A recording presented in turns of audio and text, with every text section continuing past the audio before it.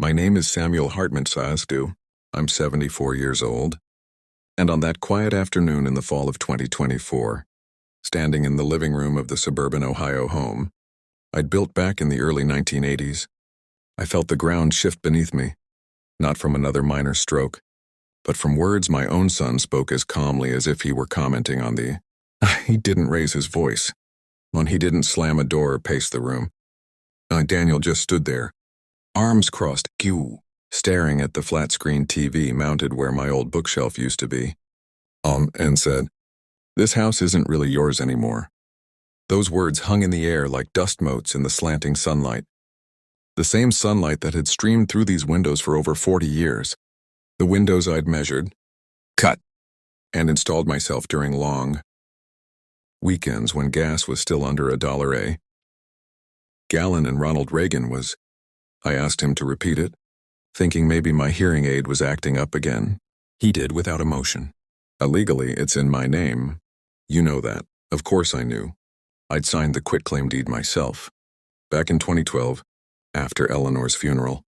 But knowing and hearing it used like this were two different things. Let me take you back, because to understand how I got here, you have to understand where it all started.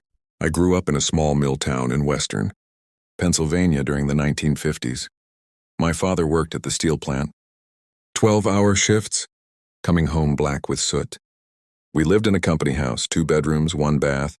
Thin walls you could hear the neighbors arguing through. He always said, "Son, one day you'll have a place that's truly yours. No landlord, no company owning it over your head." Those words stuck. When I married Eleanor in 1972, she was a nurse at the local hospital. I with laughing green eyes and a way of making even bad coffee taste good. We rented a tiny apartment in Columbus while I worked construction. But I was saving every overtime hour. Every side job framing basements or pouring driveways went into a savings account labeled House Fund. By 1981, we'd scraped together enough for a down payment on a half-acre lot in a new subdivision outside the city. Interest rates were sky high, 15%, 16%, but we didn't care. This was America, and if you worked hard, you could still build something lasting. I was 31 when we broke ground. Eleanor was pregnant with Daniel. I worked my day job on commercial sites downtown, then came home and worked until dark on our house. Weekends were all-day affairs. Neighbors would stop by, offer help, but I was stubborn. "It's got to be mine," I'd say. I remember the smell of fresh-cut pine lumber stacked in the driveway. The sound of the skill saw screaming through 2x4s.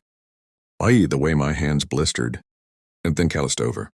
Eleanor would waddle out 8 months pregnant by... Then with a thermos of lemonade and a sandwich, unwrapped in wax paper. "You're gonna kill yourself?" "Hey, Sam Hartman," she'd tease. "And then who'll finish this palace?" I'd wipe the sweat from my brow and grin. "Palace, huh? It's just a 3-bedroom ranch with a basement. But to us, it was everything. I laid every brick on the fireplace myself. Ran the wiring with a retired electrician buddy who charged me in beer. Or poured the concrete patio with help from my brother-in-law one blistering July weekend.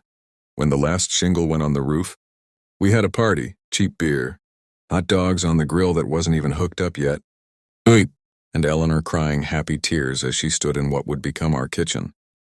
Daniel was born 3 months later, right after we moved in.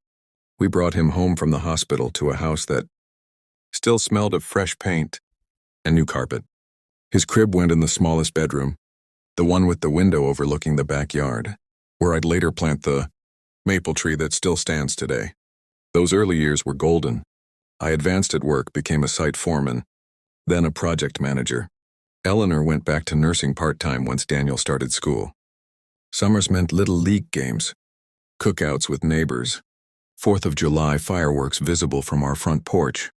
Winters meant Christmas lights strung along the gutters I'd installed. Snowmen in the yard, Eleanor baking cookies while Bing Crosby played on the record player. Daniel grew up fast, Boy Scouts. High school football, he was a lineman, big like his old man.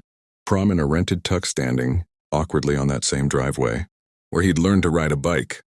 He went to Ohio State on a partial scholarship, studied business, met Karen at a fraternity party junior year. We were proud, Paid for the wedding in 2005, a big backyard affair under a tent because the house had to be part of it. Eleanor insisted. Then came the dark turn. It started small. Eleanor complaining of being tired all the time. Just age, she said. We were both in our late 50s by then. But the fatigue worsened. Weight loss. Pain in her abdomen that she tried to hide. Pancreatic cancer. Stage 4 by the time they found it. 18 months, that's all we got. Quit working full-time to care for her. Learned to administer morphine. Change dressings. Cook soft foods she could keep down. Daniel and Karen came often at first. Bringing meals, sitting with her so I could nap. But jobs, kids, they had Emily in 2008. Then Jacob in 2011. Life pulled them away. The last weeks were in hospice at home. I'd converted the dining room into a hospital setup. She died on an October Thursday. Just like I remember. One holding my hand, whispering, "Take care of our boy. Sam, and take care of yourself." I didn't know how to do the second part. Odds grief is a strange companion. It moves in without asking, rearranges everything. The house felt enormous and empty. I wandered rooms echoing with memories. Her laugh in the kitchen, her humming while folding laundry in the basement. Daniel stepped up with the practical things. "Dad, let me handle the estate stuff. You shouldn't have to deal with it. He was right." I couldn't focus. One night, maybe 6 months after, he brought over papers, Medicaid planning. "Dad, if anything ever happens, long-term care, nursing home, they'll take the house to pay for it. Better to transfer it to me now. It's still yours, really. Just protects the asset." I trusted him, signed. Years passed in a blur.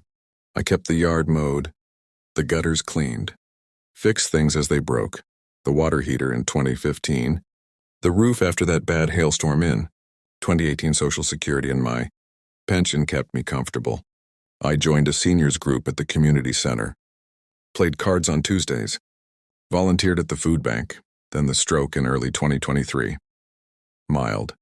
They said, transient ischemic attack actually, but it left my left hand a little weak, my balance off. Doctor said no driving for 3 months. Daniel and Karen insisted. I move in with them. Their newer house in a different suburb. Just temporary, Dad, until you're 100%. But a week later, they moved into my house instead. It's bigger, Karen said. Have more room for the kids. And honestly, Dad, you shouldn't be alone in that big place. I agreed. Told myself it made sense. At first it was okay. Grandkids running around brought life back to the rooms. Emily practicing piano on the old upright we'd bought used in the 90s, Jacob playing. Fortnite on the TV that replaced my bookshelf. But slowly things changed. It started with little comments. Dad, the electric bill was huge last month. Maybe ease up on the AC.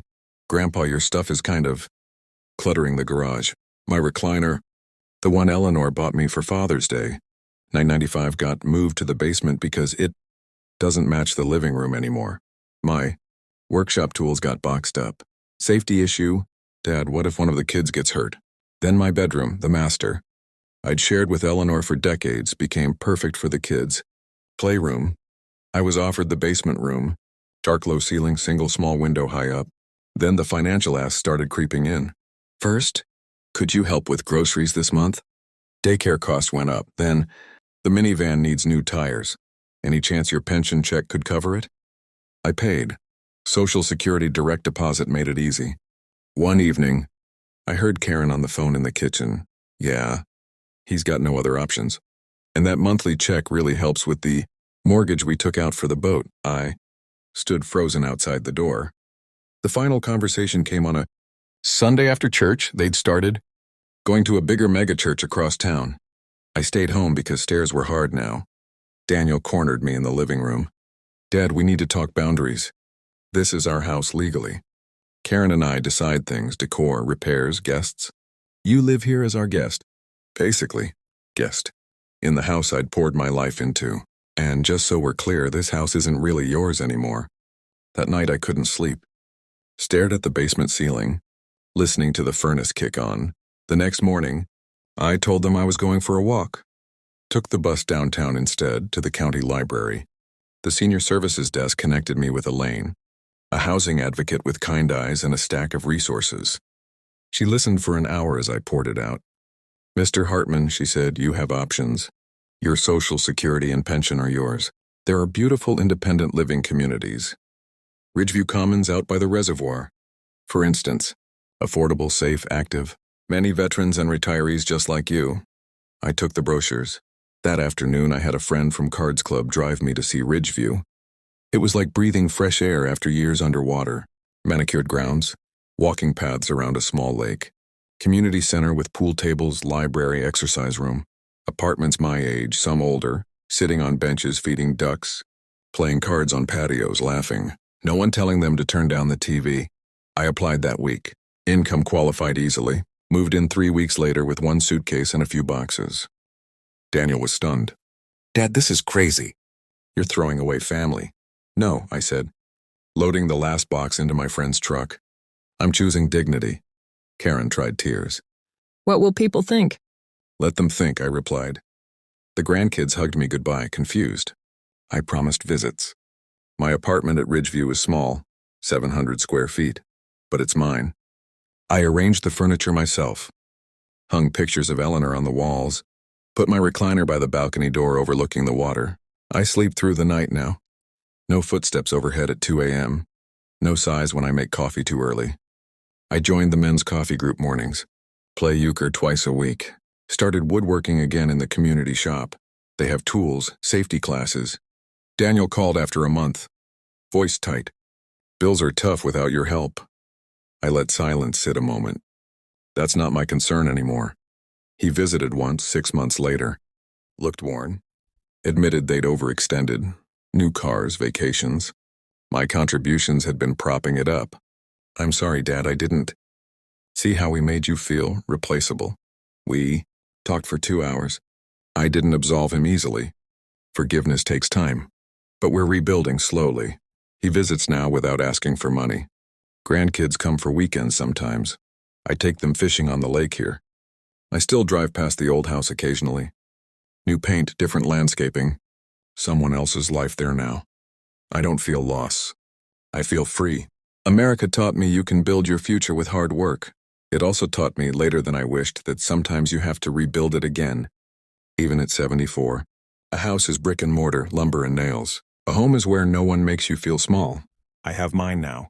And if you're reading this, maybe wondering about your own silent compromises for family, for peace, for fear of rocking the boat, ask yourself, is staying silent worth shrinking your life? Sometimes walking away isn't giving up. It's finally standing up.